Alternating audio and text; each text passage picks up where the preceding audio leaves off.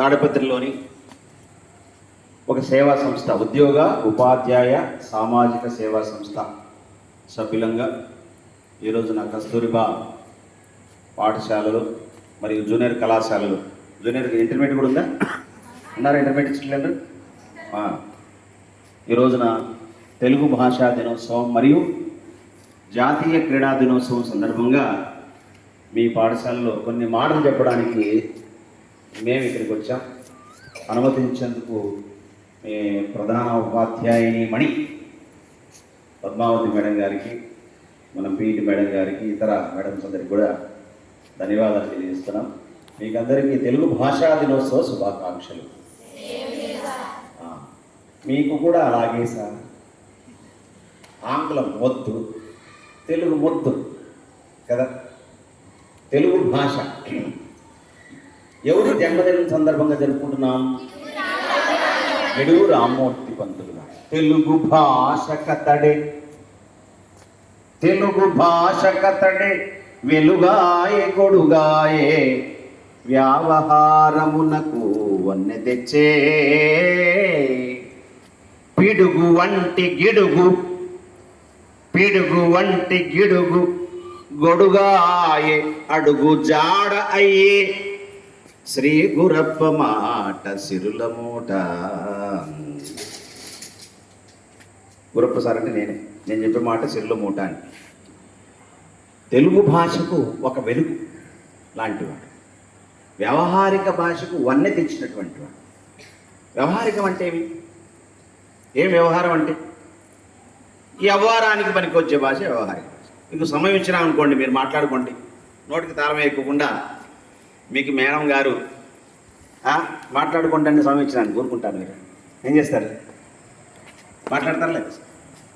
వ్యవహారానికి పనికొచ్చే భాష మన భాషలో మామూలు వాడుక భాషలు చెప్పుకోవాలంటే వాడుక భాష, వ్యవహారానికి పనికొచ్చే భాష వ్యవహారిక భాష. పూర్వం అంతకు మునుపు గ్రాంధిక భాషలో ఉంది. 9th class and 10th class వాళ్ళు ఇంటర్మీడియట్ మనం గ్రాంధిక భాష, కావ్య భాష అంట. గ్రాంధిక భాషలో మనం పాఠ్యాంశాలు చదువుకునేవాళ్ళు, పరీక్షలు కూడా ఆ భాషలోనే రాసేవాళ్ళు. పరీక్షలు కూడా ఆ భాషలో రాయాలి. గ్రాంధికంలో అర్థం కాదు, ఎవరికి అర్థం కాదు. బదరికావనం రందు సారోదంబను కాసారంభు గలదు, అక్కడికి టక్కడి కుక్కర వచ్చి నయములు నివేదించి ఒంటి కాలపై నిలబడి తపంపును ఆచరించుచుండెను. అవన్నీ అర్థమవుతుందా? అర్థం కాదు. అర్థములు నిత్యములు కావు, జీవనం ఉద్భుత ప్రాయంబు, యవ్వనము జరీ వేగతుల్యంబు. అర్థమవుతుందా? ఇదేం భాష? గ్రాంధిక భాష. అంటే నిగాంచి భూమి సురుడంబర చుంపి శిరస్సరచ్చరి పటల మొహర్లట దబంగ తరంగ మృదంగ నిస్వన స్ఫుట నటనానుకూల పరిపుల్ల కలాప కళాపిజాలమును గటక జరత్కరేను కరకంపిత సాలపు శీతశైలమును. ఎవరు అర్థమవుతుంది? కాంచన్ వైష్ణవుడు అర్ధయోజన జటా ఘటోత్త శాఖోపశాకంచాచ జరత్ మనుద్రయ దవీయ ప్రేషిదోదంచ కీట కృత వ్రణ చలన లిప్యాపాదిత నిసంచారాత్త మహాఫలో మమ ఫలస్వాయున్. ఇవి ప్రబంధ కావ్యాల్లో చెప్పినటువంటి పద్యాలు.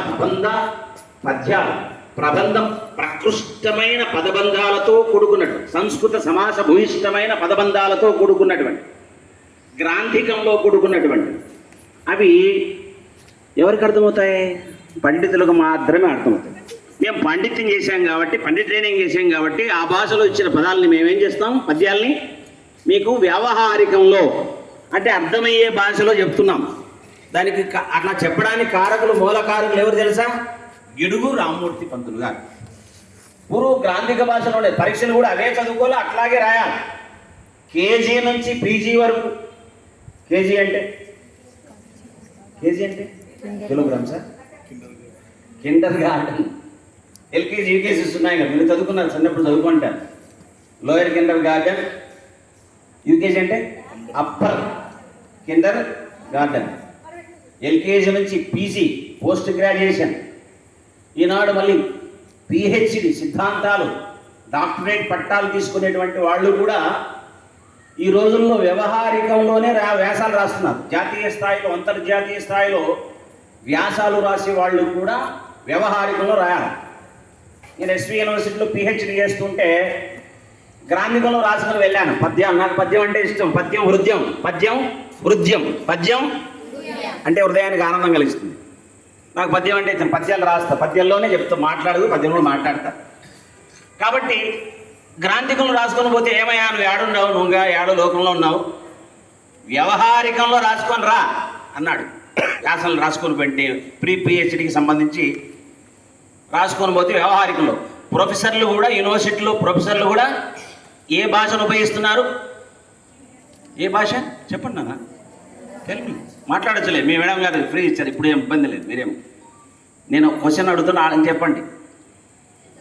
ఏ భాష? వ్యావహారిక భాష అని చెప్పాడు ఆయన. సో అప్పుడు ఎప్పుడో వచ్చింది ఈ గిడుగు. దానికంటే ముందు గ్రాంధికంలో ఉన్నాయి. జయంతి రామయ్య పంతులు గారు, కందుకూరి వీరేశలింగం పంతులు గారు కూడా గ్రాంధికాన్నే సమర్థించినారు. మళ్ళా వ్యవహారిక భాషను అర్థం చేసుకుని ఈయన ఉద్యమం చేశాడు. వ్యవహారిక భాషలోనే పాఠ్యాంశాలు ఉండాలి, చదువుకోవాలి, పిల్లలకు అర్థమవుతుంది, అది పండితులకు మాత్రం అర్థమవుతుంది, సామాన్యమైన వాళ్ళకి అర్థం కాదు ఇది అని ఈయన ఒక ఉద్యమం చేశాడు. ఏం ఉద్యమం అది? వ్యావహారిక భాషోద్యమం. ఏ ఉద్యమం? వ్యావహారిక భాషోద్యమం. ఆ ఉద్యమాన్ని దాదాపు 40 సంవత్సరాల పాటు సాగించాడు ఆయన. 1863లో ఆయన జన్మించిన ఆగస్టు 29. ఆయన ఎన్నో 40 సంవత్సరాలు చేసిన కృషికి ఫలితంగా ఆయన మరణానంతరం మనకు వ్యవహారిక భాష అమల్లోకి వచ్చింది. అర్థమవుతుందా? సో ఇప్పుడు మనం రాసే రచనలన్నీ ఏమిట్లో రాసుకుంటున్నాం? మీరు వ్యాసాలు రాసే తెలుగులో వ్యవహారిక భాష. దానికి కారణం ఎవరు? అందుకనే ఆయన జన్మదినాన్ని పురస్కరించుకొని మనం ఈనాడు ప్రతి సంవత్సరం తెలుగు భాషా దినోత్సవాన్ని జరుపుకుంటున్నాం. వ్యవహారిక భాష మాండలిక భాష అంటారు. మన మండలాల్లో మాట్లాడుకునే భాష. ఒక్కో ప్రాంతంలో, ఒక్కో మండలంలో ఒక్కో రీతిగా మాట్లాడుకుంటాం. మనకు మాండలికాలు ఉన్నాయి. ఏం మాండలికం అంటే మండలం, ఒక్కో ప్రాంతంలో యాస అంటారు. యాస, ఒక్కో ప్రాంతంలో ఒక్కో యాస మాట్లాడుకుంటాం. అవును, ఇంగ్లీష్లో కూడా యాక్సెంట్ అంటారు. ఇంగ్లీష్లో మాట్లాడేది యాక్సెంట్. బ్రిటిష్ వాళ్ళు మాట్లాడే యాక్సెంట్ ఒక రకం ఉంటుంది, రష్యన్ వాళ్ళు మాట్లాడే యాక్సెంట్ ఒక రకం ఉంటుంది, చైనీస్ వాళ్ళు మాట్లాడే యాక్సెంట్ ఒక రకం ఉంటుంది, ఇండియన్స్ మాట్లాడే, మనం మాట్లాడుకునే ఆంగ్ల పిస్, ఎంగిల్ పిస్. మనం ఆంగ్లం మాట్లాడుకుంటే మంచిది ఏం మాట్లాడతాం? You come may I come, first you go I go. There is no grammar. అక్కడ వ్యాకరణం లేదు. భాషకు మూలం వ్యాకరణం. మాండలికంలో మాట్లాడుకుంటాం, ఒక్కో మండలంలో ఒక రతిగా. ఇక్కడ మా కడప జిల్లా అయితే ఎక్కువ మాస్. ఏమయ్యా ఎప్పుడు వచ్చినావు అని అడగరు. ఏమోయ్ వర్షనే వాళ్ళు, ఏమోయ్ ఎప్పుడు వచ్చినావు, బాగుండరా, మా అక్కయ్య పిల్లలు బాగుండరా అని అడుగుతారు. అది పొద్దుటూరు జమనకు పోయినాం అనుకోండి, ఏం బి ఎప్పుడు వచ్చినా బాగుండారు, మీ అబ్బిగాడు బాగున్నాడు అడుగుతారు.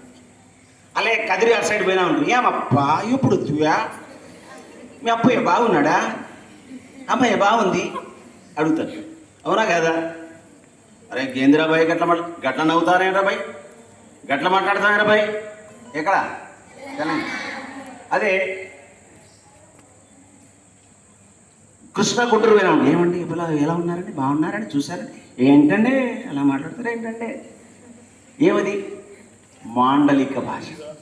ఒక్కొక్క మండలంలో మాట్లాడుకునే భాష మాండలిక భాష.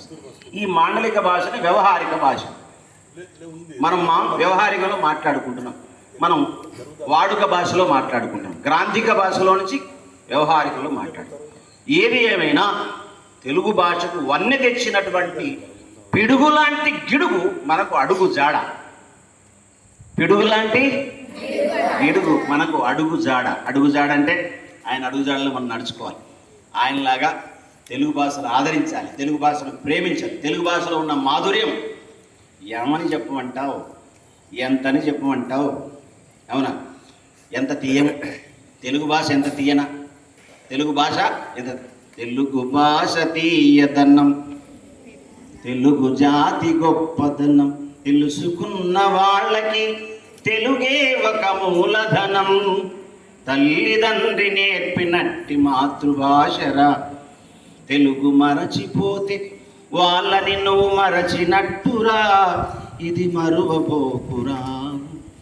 అమ్మ అన్న పిలుపులోన ఆప్యాయత లభిస్తుంది, నాన్న అన్న పదములోన అభిమానం జనిస్తుంది. మమ్మీ డాడీలోన ఆప్యాయత ఎక్కడుంది?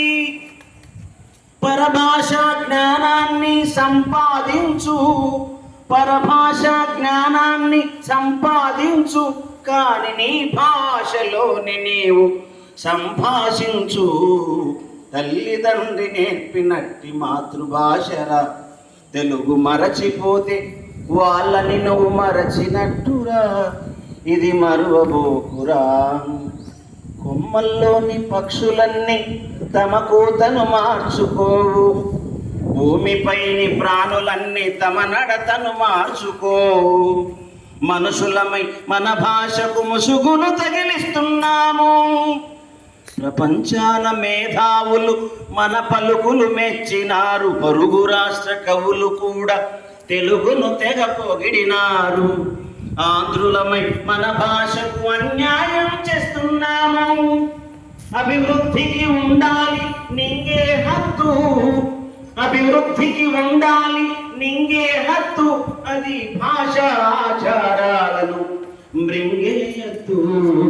తల్లిదండ్రి నేర్పినట్టి మాతృభాషరా, తెలుగు మాట్లాడి వాళ్ళ రుణం కొంత రుణం తీర్చరా.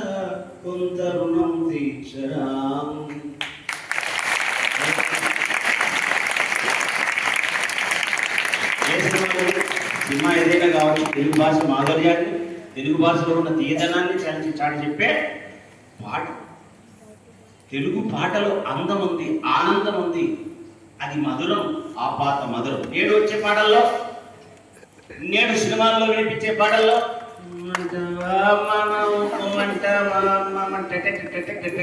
ఇలాంటి పాటలు అయితే కావు మనకి కదా. ఇంకా ఇంగ్లీష్ కాదు, అది ఇంగ్లీష్లో ఈ తెలుగు అర్థం కాదు. నిన్నే నిన్నే నిన్నే నిన్నే నిన్నే దిల్సే దిల్సే ఇసుకియా దిల్సే వాయే వాయే వాయ వాయ వాయ వాయ రాయే రాయే రాయే రాయే రాయే రాయే ఇనమా ఏంటి గొడవ నీతో నా చీనా మరనా समझा है क्या? समझा नहीं क्या? సో అది ఆంగ్లం అనుకోవాలా, హిందీ అనుకోవాలా, అన్ని మిక్స్డ్. అట్లాంటి పాటల్ని మనం ఆదరిస్తాం. అట్లాంటి పాటలే సూపర్ డూపర్ హిట్. ఏంది సార్ ఇప్పుడు పాత పాటలు ఏముంది? పాత పాటల్లో ఆనందం ఉంది, మాధుర్యం ఉంది. మన పల్లె పదాలు, తెలుగు భాషలో మన పితరులు, నానమ్మలు, తాతయ్యలు పాడుకునే, కలుపు వేసుకునేటప్పుడు, నాట్లేసేటప్పుడు, దుక్కి దున్నేటప్పుడు పాడుకునే పాటలు ఎంత అందంగా ఉంటాయి, ఎంత ఆనందంగా ఉంటాయి. ఆ పాటలు ఎవరైనా పాడుకుంటున్నారు? కోన్ని గోయుదునా అల్లుడా కొంగంగోయుదునా. ఏం పదం ఇది? ఏం పదం?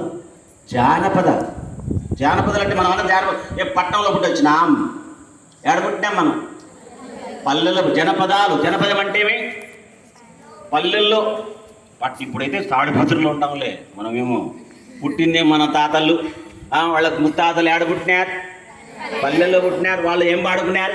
ఇంగ్లీష్ పీస్ పాటలు పాడుకున్నారు లేదుగా. ఏ పాటలు పాడుకున్నారు? జానపదాలు, తెలుగు పదాలు. కోన్ని గోయుదునా అల్లుడా కొంగంగోయుదునా అడుగుతుందంట. కొన్ని గోయుదునా అల్లుడా కొంగంగోయుదునా, కొంగను గింగను కైకరసున్నా కొన్నే గోయెత్త, నాకు జర్రం వచ్చింది ఓ ఎత్త, జర్రం వచ్చింది ఓ అప్ప, జర్రం వచ్చింది. ఒరి బియ్యం వండుదునా అల్లుడా కొరబియ్యం వండుదునా, ఒరి బియ్యం వండుదునా అల్లుడా కొరబియ్యం వండుదునా. కొరబియ్యమైతే ఎంత, కొరబియ్యమైతే కడుపేనొస్తుంది, వరి బియ్యం వండత్త, నాకు జర్రం వచ్చింది ఓ అత్త, జర్రం వచ్చింది ఓ అబ్బా, జర్రం వచ్చింది. ఉట్టి మీద పెట్టుదునా అల్లుడా నెత్తి మీద పెట్టుదునా, ఉట్టి మీద పెట్టుదునా అల్లుడా నెత్తి మీద పెట్టుదునా. ఉట్టి మీద అయితే కాకులు తింటాయి, నెత్తి మీద పెట్టత్తా, నాకు జర్రం వచ్చింది ఓ అబ్బా, జర్రం వచ్చింది ఓ ఎత్త, జర్రం వచ్చింది. ఏం పదాలు? ఏం పదాలు? ఎంత హాయి, మనసుకు ఎంత హాయిగా. మీరు ఓకే. సార్ హాయి ఎంత మనసుకు హాయిగా ఆనందంగా ఉన్నాయి లేదా ఇవి బాగున్నాయి లేదా? ఇది తెలుగు భాషలో ఉండే ఆనందం. మన జనపదాల్లో మాండలికాల్లో ఇదేం మాట, ఏం భాష? వ్యావహారిక భాష. మన మాండలిక భాష ఏం భాష? వ్యవహారిక భాష, మాండలిక భాష. మన మండలాల్లో పల్లెల్లో పాడుకునే భాష మామూలు భాష. అవునా కదా? ఏమి సేతురా భగవతి గురుడమ్మ గుడ్డ ముసలివాడు, ఏమి సేతురా భగవతి గురుడమ్మ గుడ్డ ముసలివాడు, బ్రహ్మరాతరా ఇచ్చిన వానికి తగులును నా ఉసురు, బ్రహ్మరాతరా ఇచ్చిన వానికి తగులును నా ఉసురు. అందరు మొగుళ్ళు పంచెలు కట్టుకొని పట్నం పోతాంటే, అందరి మొగుళ్ళు పంచెలు కట్టుకొని పట్నం పోతాంటే, నా లటీసు మొగుడు, ఆహా లటీసు మొగుడు, ఓహో లటీసు మొగుడు పట్నం పోయి ఒతికెల పంచే కట్టుకొని ఒతికెల పడ్డాడే. ఏమి చేతురా భగవతి గురుడా మొగుడు ముసలివాడు, బ్రహ్మరాతరా ఇచ్చిన వానికి తగులును నా ఉసురు. అందరు మొగుళ్ళు చెరువుకు పోయి చేపలు తెచ్చంటే, అందరి మొగుళ్ళు చెరువుకు పోయి చేపలు తెచ్చంటే, నా లడీసు మొగుడు, లడీసు మొగుడు, ఓహో లడీసు మొగుడు కాల్వకు పోయి కప్పలు తెచ్చాడే. ఎంత హాయిగా ఉంటుంది కదా జనపదాల్లో. ఇప్పుడున్న పాటల్లో, సినిమాల్లో చూపించే పాటల్లో ఉందా తెలుగుదనం? ఉందా? కట్టుబట్టులోన తెలుగు ఉట్టిపడే భాష ఏం భాష? మన భాష. ఎంత హాయిగా ఉంటుంది. అమ్మ జోలపాడు, అమ్మ జోలపాడు ఆనంద భాషరా, అమ్మ పాల వంటి అమృత భాష, అమ్మ మనసు వంటి, అమ్మ మనసు వంటి కమనో భాషరా, తేనెలొలుకునట్టి తెలుగు భాష. అమ్మ జోల పాట పాడితే ఎలా ఉంటుంది? హాయిగా ఆనందంగా, ఏడ్చే చంటి పిల్లాడు సైతం హాయిగా ఆనందంగా నిద్రవుతాడు. అవునా కదా?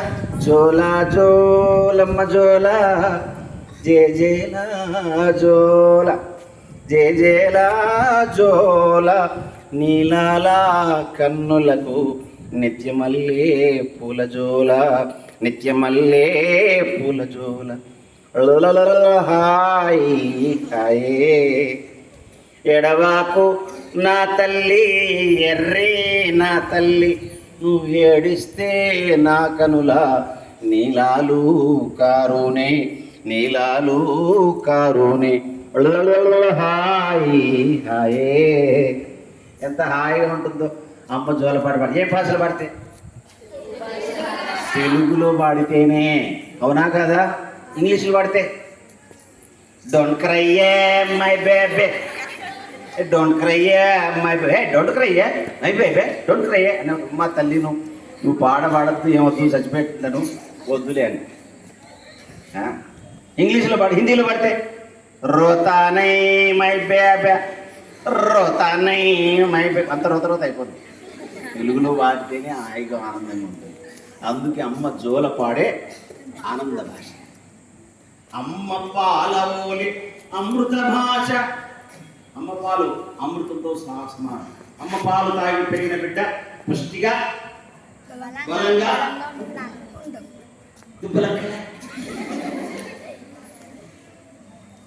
అదే డబ్బు పాలు పోతారు.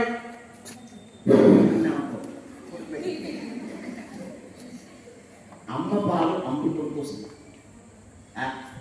అమృతం వంటి భాష మన భాష. ఏ భాష? అమ్మ మనసు వంటి కమ్మనం భాషరా. అమ్మ మనసు చాలా కమ్మని మనసు. మనకు ఏదైనా కలిగితే, ఏదైనా ఇబ్బంది కలిగింది, బాధ కలిగింది, నొప్పి కలిగింది, జ్వరం వచ్చింది, ఊరుకుంటుందా? తెల్లారని పక్కన కూర్చొని సేవ చేస్తుంది. నిన్ను ఎవరైనా కొట్టినారనుకో, తిట్టినారనుకో, గిచ్చినారనుకో, రెత్తరగాడుతుందనుకో, అవి మీద పోతారు. ఏమే మా బిడ్డకు ఇచ్చినామంటే రెత్తరగాడుతుంది, వాళ్ళందరి మీద పోతారు, ఆయన మీద పోతారు. ఊరుకుంటుందా? అది అమ్మ మనసు అంటే. అమ్మ మనసు లాంటి వాళ్ళు మన తెలుగు వాళ్ళు. ఎవరికైనా హాని కలుగుతుంది, బాధ కలుగుతుంది, నొప్పి కలుగుతుందంటే ఆదుకోవడానికి ముందుండేవాళ్ళు మన తెలుగు వాళ్ళు. అన్నపూర్ణ డొక్కా సీతమ్మ ఈనాడు మీరు మిడ్ డే మీల్స్ ప్రోగ్రామ్కి ఏమైనా పెట్టినారు మధ్యాహ్న భోజనానికి? ఆంధ్రుల అన్నపూర్ణగా ప్రసిద్ధి పొందినటువంటి అమ్మ మన అన్నపూర్ణ డొక్కా సీతమ్మ గారి పేరు. ఎంత మంచి ఆలోచన చేశారు. ఆదరించి ఏ వేళలో పోయినా ఆదరించి అన్నం పెట్టే అమ్మ అన్నపూర్ణగా ప్రసిద్ధి పొందినటువంటి తల్లి.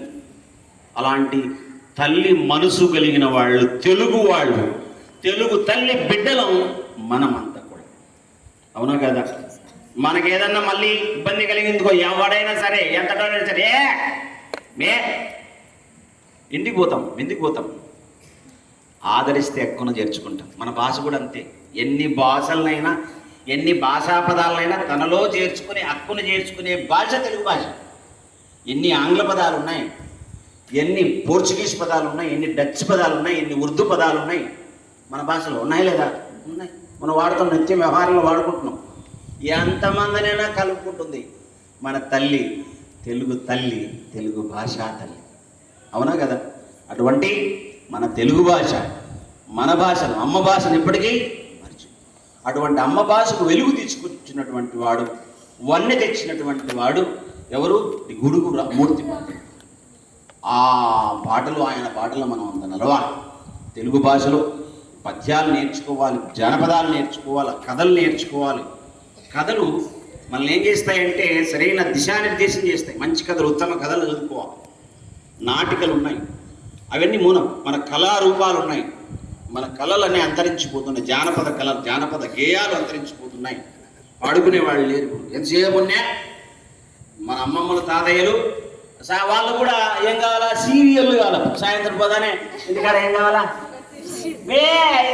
కథ అది కార్తీక దీపం సీరియల్ పోతుంది, పక్కన చెప్పుకో, అది పోతుంది, ఆయన ఏమవుతుందో ఏమైపోతుందో చూడాల.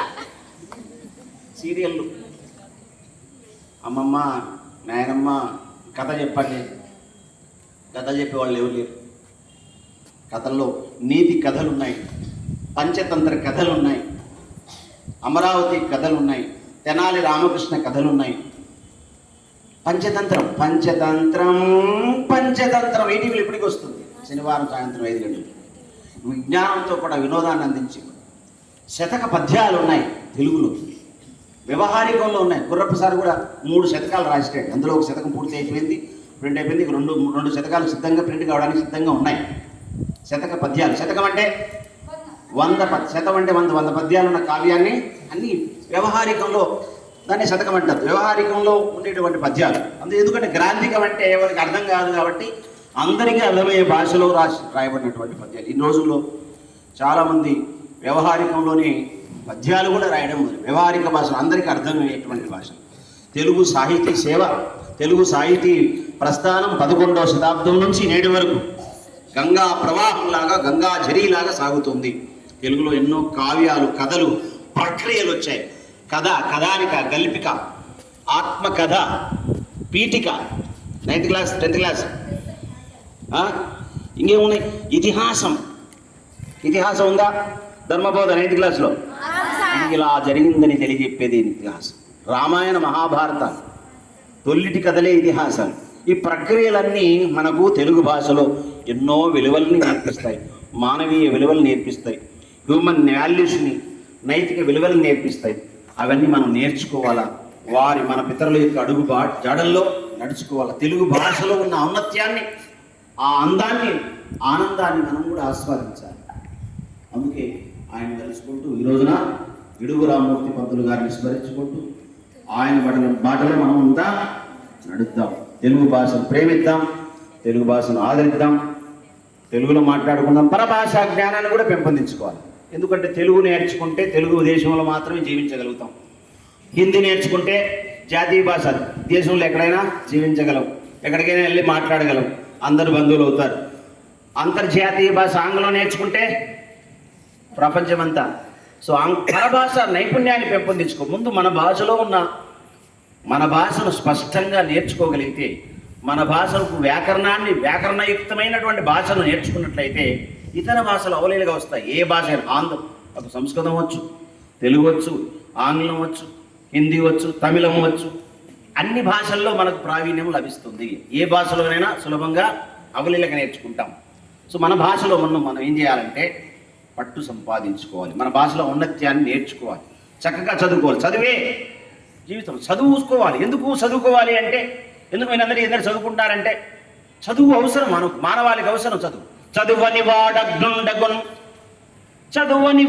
అగ్నుండగున్ చదివిన సత్ అసత్ వివేక చతురత గల్గున్ చదువంగబలై జనులకును చదివించెద నిన్ను ఆర్యుల యొద్ద చదువుము తండ్రి.